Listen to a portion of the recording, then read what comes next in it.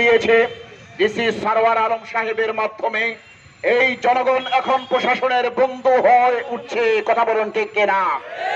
আমরা দেখেছি ডিসি সারওয়ার আলম কারো তোষামোদি না করে, কারো পাঁচ না চেটে এই জনগণের বন্ধু হয়ে সমাজে কাজ করছেন।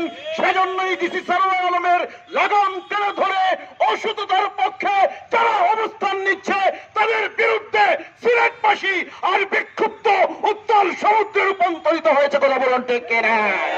আপনারা জানেন না এই ক্ষোভ কিসের ক্ষোভ? এই খুব সততার ক্ষোভ। আপনারা জানেন না এই আগুন কিসের আগুন? এই আগুন সততার আগুন। সততার পক্ষে ডিসি সারওয়ার আলম ছিলেন, আছেন। সিলেটবাসীও জানিয়ে দিচ্ছে কারো তুষামোদি মানে না। চাঁদাবাজদের ঠাঁই নাই, দুর্নীতিবাজদের ঠাঁই নাই। দুর্নীতিবাজদের বিরুদ্ধে ডিসি সারওয়ার আলমের পক্ষে সারা সিলেটের জনতা উত্তাল সমুদ্রে রূপান্তরিত হয়েছে।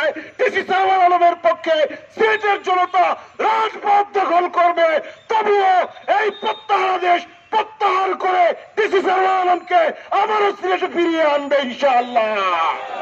ডিসি সারওয়ার এই সিলেটে